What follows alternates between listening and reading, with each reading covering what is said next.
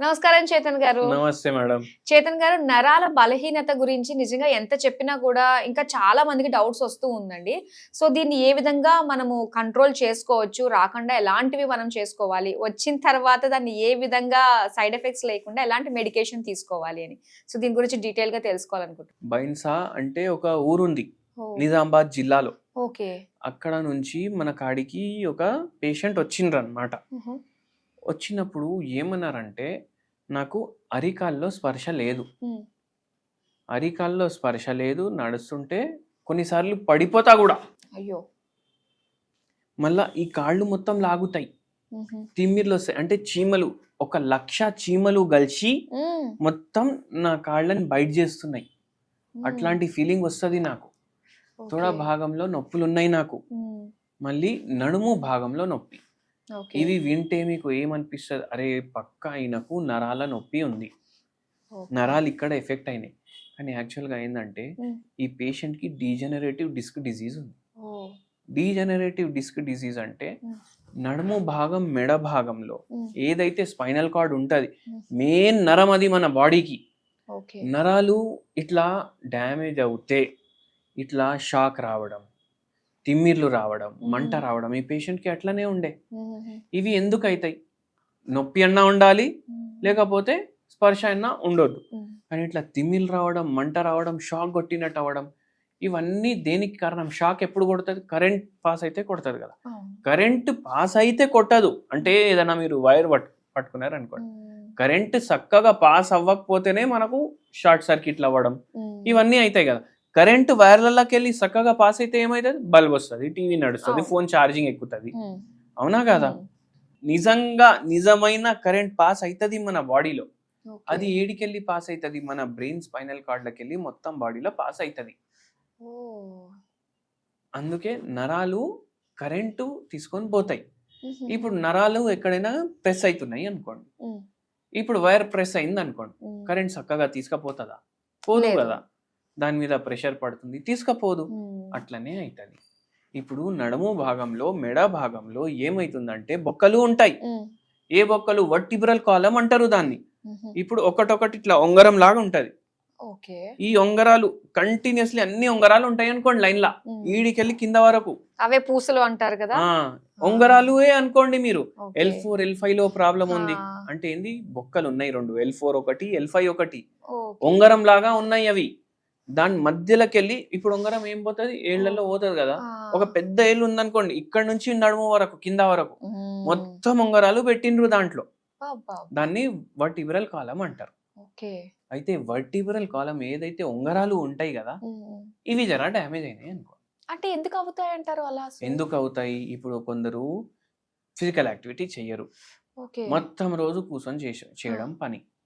ఇప్పుడు ఈయనదేముంది? బిజినెస్ ఉండే. హ్మ్. మొత్తం రోజు బిజినెస్‌లు చూసుకోవడం, షాప్ చూసుకోవడం, ఆ! మళ్ళా ఎక్స్‌పోర్ట్ గూడా చేస్తుండే ఏమో. ఎక్స్‌పోర్ట్ అంటే హ్మ్. ఆ ఊర్లకెళ్ళి పక్కకున్న ఊర్లలో మొత్తం చీరలు అవి ఇవి బిజినెస్ అవి ఇవి ఏమేమో ఉండే ఆయనకు. హుహు. అయితే ఏమైతది?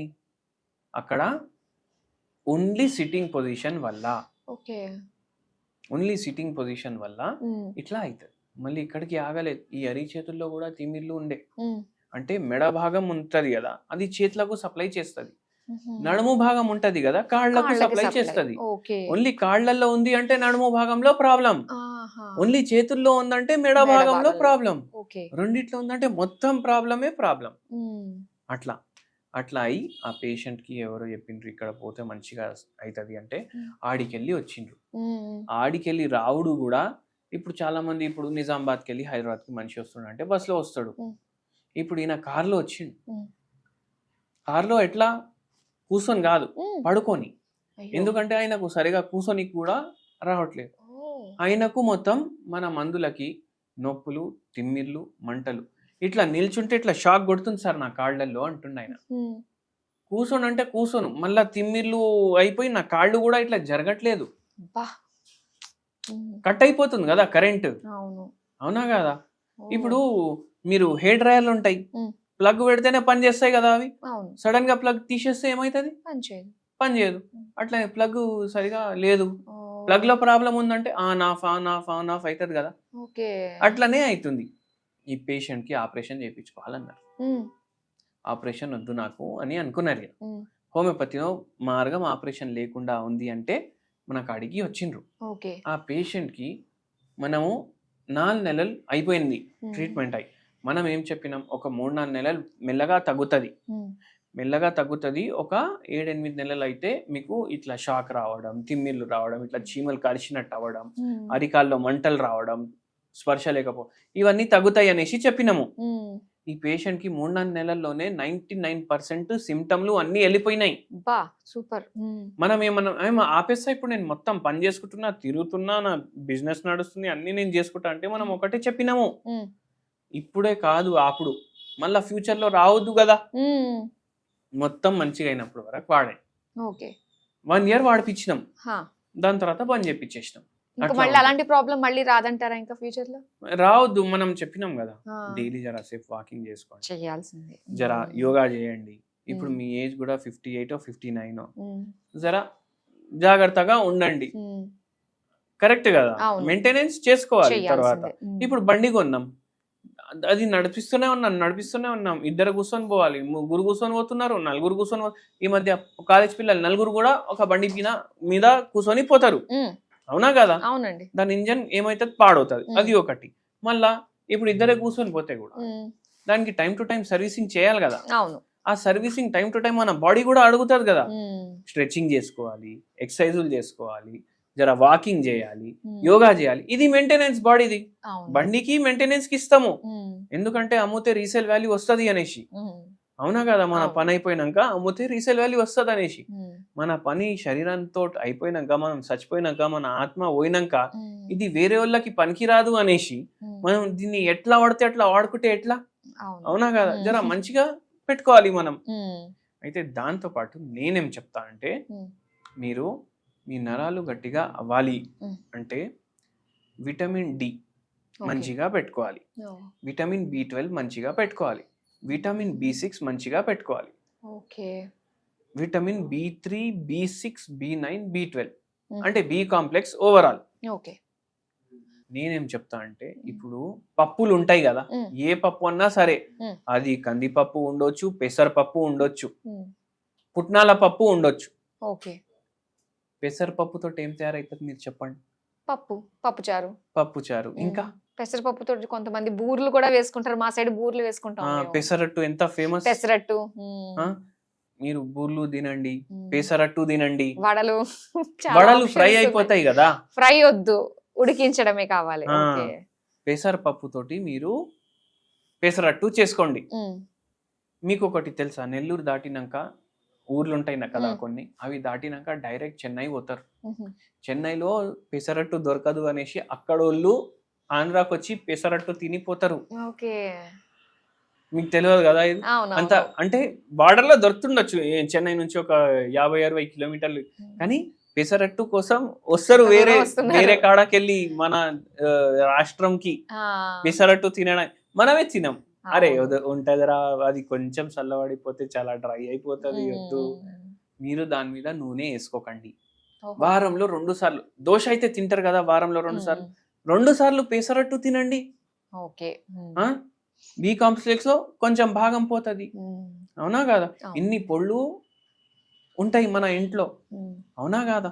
పుట్నాల పొడి మీరు 2 బుక్కలు రైస్ మీద వేసుకొని కొంచెం నెయ్యి వేసుకొని కలుపుకొని తినండి. B12 పోతుంది, B6 కూడా పోతుంది. ఎంత కమ్మగా పోతుందో చక్కగా. అట్లా పుట్నాల పొడి, అట్లా పెసర్ పప్పుతోటి మీరు అవి తయారు చేసుకుంటారు. మళ్ళా ఏమంటారు, ఈ పనీర్ ఉంటది కదా, అది కూడా కన్జ్యూమ్ చేయండి వారంలో ఒక 2-3 సార్లు. B12 పోతుంది. మీకు నాన్ వెజ్ ఇష్టం అంటే చేపలు తినండి. ఇప్పుడు చేపలు చెప్పగానే అరే చేపలు ఫ్రై కావాలి అనేసి అంట. చేపలు ఫ్రైలు తినకండి, పులుసు లాగా చేసుకోండి, తక్కువ ఆయిల్ వేసుకోండి. అప్పుడు అట్లా తింటే మీకు B12 కవర్ అవుతుంది. సో ఖచ్చితంగా నరాల బలహీనతకి ఇవి పాటించాలి. అరే పుట్నాల పొడి డైలీ మన ఇంట్లో అవైలబుల్ ఉంటది. పల్లీల పొడిలో కూడా ఉంటది. పల్లీల్ని పూర్ మ్యాన్స్ బాదాం అంటారు. పూర్ మ్యాన్స్ బాదాం అంటే బాదాంలో ఉండే గుణాలు మీ పల్లీలో కూడా ఉంటాయి. అది మనం ఎట్లా మర్చిపోతాం చెప్పండి? అవునా కాదా? దాంట్లో విటమిన్ బి కాంప్లెక్స్ ఉంటాయి ఎన్నో దాంట్లో, అవి తీసుకోండి.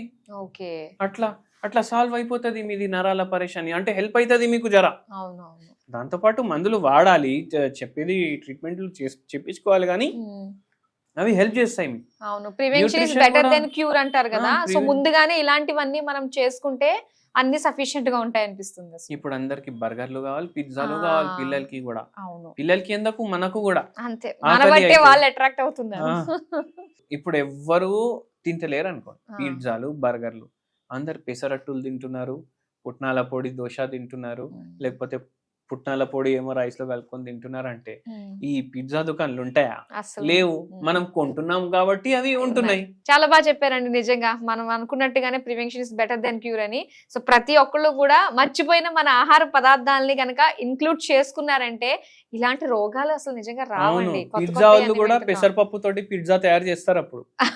అవును, అవును కదా, నిజమే. అంతే కదా. అవును. సో చాలా చక్కగా మాకు తెలియజేసినందుకు ధన్యవాదాలు.